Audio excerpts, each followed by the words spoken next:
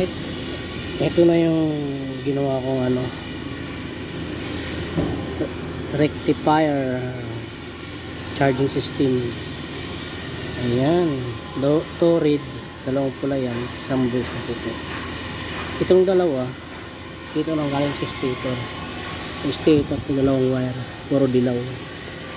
Yan ang gagawin.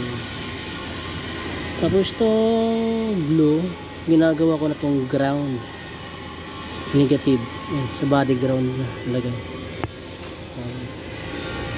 Tapos itong puti naman galing sa ignition coil, galing sa susian.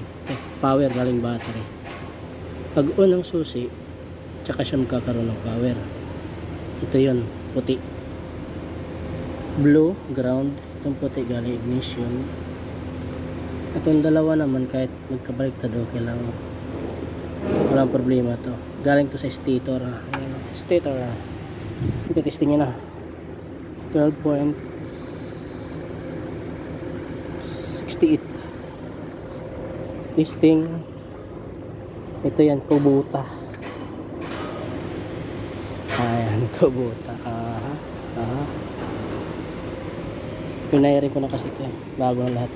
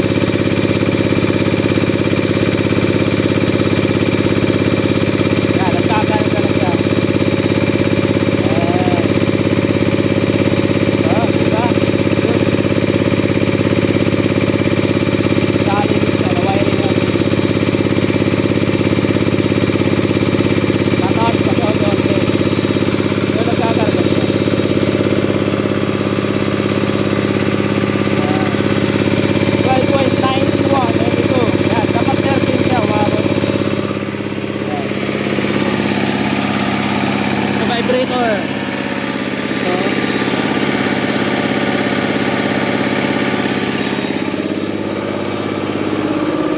Tapos wiring.